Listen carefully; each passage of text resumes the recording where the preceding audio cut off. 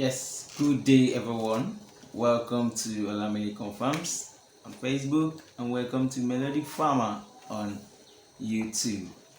So in today's video, I'm going to be discussing a very important aspect in piggery. One of the very important aspects that you cannot do without. You cannot, handle with flexible hands. If you do so, I know you don't want to do that. So today I'll be talking about biosecurity, the importance of biosecurity, the components of biosecurity, and the protocols of biosecurity. So biosecurity, what is biosecurity? Biosecurity in piggery refers to the measures that are taken to prevent the introduction and spread of diseases, spread of pathogens, spread of pests within a swine operation, ensuring the health and well-being of the pigs. What do I mean? Biosecurity refers to that is the measures you take to prevent, that is to stop, to disallow the introduction of disease into your pen. The measure you put in place, or the measure you should put in place in order to stop the introduction of diseases. The measure put in place in order to stop on the spread of disease, such as pathogens. Pathogens are microorganisms that that causes disease or harm to animal. So biosecurity is very important. Without biosecurity, most of the pens we have today will no longer exist because they would have been wiped off by the spread of disease. So what exactly are the benefits? Why do you and I need to ensure a proper biosecurity measures are in place? If you are an existing farmer or intending farmer, you're planning to come into piggery, or you're already into piggery already, biosecurity is a very important thing you should take very serious. Yes. So the importance of the benefit of biosecurity includes: 1, reduced disease risk. 2, you're going to be understanding, as we go on, talking about the component, the protocols, and so on. So one of the benefits is that it reduces disease. Number 2 is that it improves animals' health. Of course, when diseases are reduced, their health will improve. Then automatically productivity is going to increase, and then your food is going to be enhanced. That is enhanced food safety. And then talking about the economic aspect of the benefit of biosecurity, it will reduce losses. There will not be death. It will improve efficiency. All your pigs will grow up successfully, no debt, and then you sell them at maximum price, and then you make your maximum profit. Yes. So biosecurity component. Under biosecurity component, we have 4 points to be discussed. Number 1 is external biosecurity. 2 is internal biosecurity.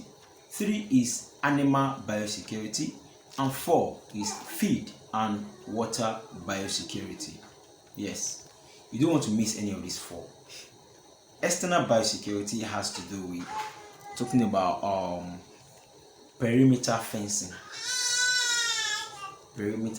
That is fencing of your poultry, or say fencing of your pen. Number 2 is gate security. This is under external biosecurity now. Perimeter fencing, gate security. Talking about gate security, after you've fenced your farm, there should be a gate, which is the entrance where people comes in from, whether vehicle, whether motorcycle, whether bicycle, whether walk-in customers. So that is gate security. You need a security personnel. So talking about vehicle and equipment sanitation now. Now, when the vehicle is driving into your farm, there should be what is called sanitation. You should sanitize the tires that are, of the vehicles, so that they will not drive in, bring in diseases. That is the introduction of disease. Yes, you don't know what they are bringing through whatever means. Even human being can carry disease that could be harmful to your pigs. So that's that about vehicle and equipment sanitation. Okay, so even the equipment you're using, say the one you're using to feed them, to give them water, there is need for you to sanitize them on a daily basis. Yes. So visitors control now. A lot of people want to visit farms. They want to see how it is being run, how it is being managed, especially those that are, intending to join the business of piggery or any kind of poultry farming. So they want to come, they want to visit you, they want to see how you do it, they want to see, so that they can have the experience. It's not a bad thing they want to do, but unknown to them, they are coming with diseases. They don't know what they have stepped upon, what the deaths in their hands, all those things. So visitors control, there is need for you to control the visitors. This is how far you can go, this is where you should go, this is where you should not go. Even you have to sanitize their feet even as they are coming in. That is that. Under external biosecurity, we have perimeter fencing, we have gate security, we have vehicle and equipment sanitation, and visitor control. So number 2 point under the biosecurity component is internal biosecurity.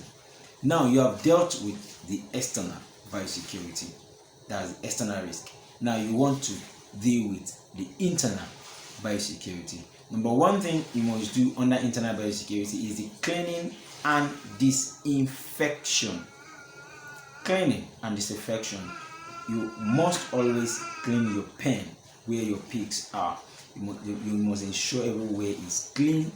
No dirt of yesterday there, manure still on the floor, those things, urine everywhere. So you want to clean it, you want to sanitize everywhere. So 2 is sanitation of equipment and tools, which we already discussed earlier. That's sanitation of equipment. You want to sanitize the equipment, you want to wash the equipment that you have used yesterday before you use it today. So number 3 point is hand hygiene. You are the one feeding the pigs, so there is need for you to make sure your hands are clean. You have to wash your hand with clean water. So there is also personal protective equipment, such as your boots, such as sometimes you're going to be needing hand gloves, so that you don't step on things that will even affect you as you're feeding them. Because if something say injures your leg or shook your leg and blood comes out, you don't want your pig to leak the blood. You don't know what that could cause to your pig. That is personal protective equipment that will protect you yourself, because your health is also important, even more than the pigs. So talking about internal biosecurity now, you have cleaning and disinfection, you have sanitation of equipment and tools, you have hand hygiene, you have personal protective equipment. Now number 3 components of biosecurity is animal biosecurity. Under that, we have quarantine and isolation, we have vaccination programs, we have health monitoring, we have genetic selection for disease resistance. Now, what is quarantine and isolation? Quarantine and isolation. Remember when there was what was it called? COVID-19 outbreak. So the COVID-19 official, the personnel, they go around. If you have somebody that is sick, you can easily you call them. They quickly come and pick the person. So the essence of them coming to pick the person is so that they can isolate the person. They isolate, they quarantine the person. You get. So quarantine and isolation is very important. When you notice a strange behavior in your pigs, that means, say there is a disease, especially communicable disease, so there is need for you to immediately isolate such pig and quarantine the pig.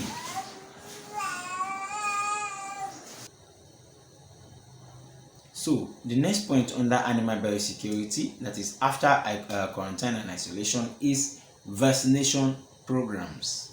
Vaccination programs. I know of some farmers that what they do is,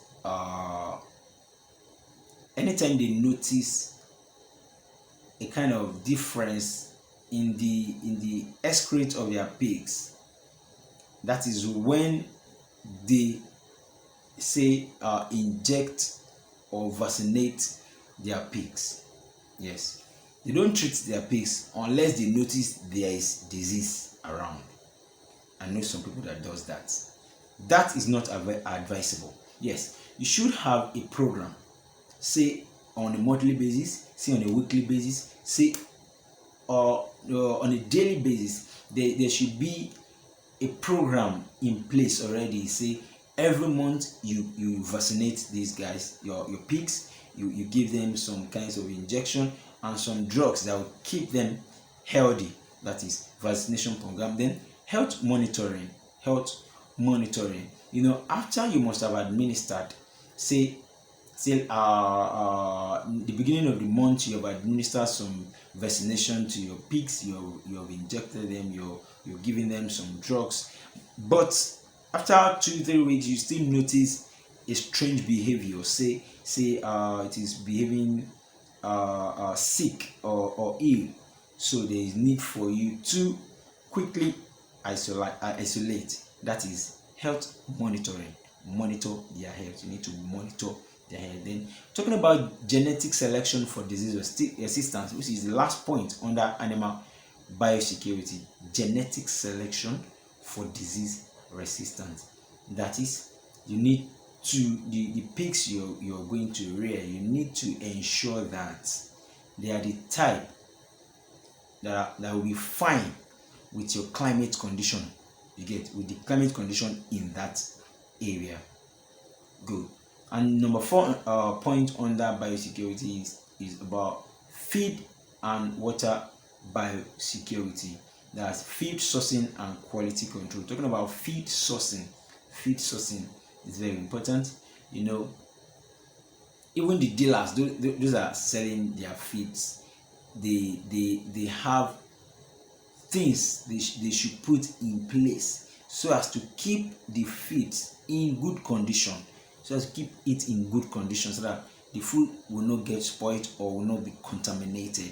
So you should have your dealer in place, the one that is always supplying you with good feeds. That is feed sourcing and quality control. The ones that sell quality feeds, that is who you want to patronize. Then water treatment and testing. Ensure you have good water in place. So going to our biosecurity protocols now. Under biosecurity protocols, we have 4 points, which is visitors protocol, vehicle protocol, equipment protocol, manual and waste protocol. So under visitor protocol, restricted access.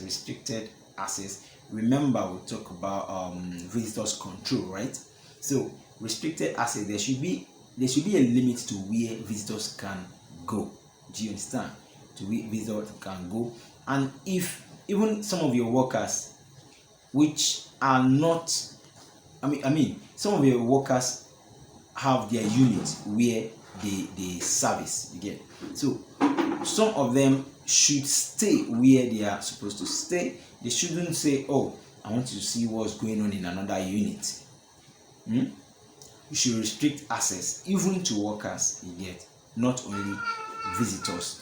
Restricted access signing and out of workers, biosecurity briefing. That is, you should, when you have a visitor, you should educate them on what's going on in there in your pen, so that they have an idea of what they should do and what they should not do when they gain access into your pen. Then that's about biosecurity briefing. Then number 2, vehicle protocol. We're talking about vehicle protocol, sanitation and disinfection, tire cleaning, vehicle restrictions. Sanitation and disinfection. You have to sanitize every vehicle that want to come in. Sanitize it. Wash the tire. That is the tire cleaning. Number 2 now. Wash the tire.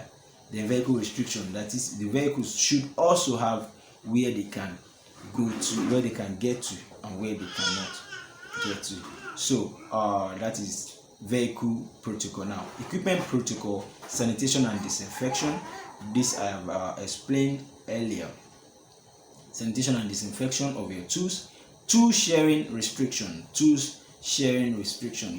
There are people that are in the unit of disposing the manure. They have their tools. Such tools should not be used in feeding the pig. So that is tools restriction. So equipment, under equipment protocol. And then the last one now, I'm talking about the manure and waste protocol. You should manage your manure properly. That is proper disposal. Your disposing environment should not be too close to your pen. Then manure treatment. Talking about manure treatment or manure management. There is what you can do now, that you can even convert your manure into renewable energy, such as gas or and so on. So thank you for watching this video. With this, I come to the end of today's video, talking about biosecurity in piggery. I hope you have learned one or two things from this video. If you are yet to follow my page or my channel, kindly do so now, as this is the right time to do so. Thank you for watching once again. See you in another video. Bye. I wish you success in your piggery farming endeavor. Bye for now.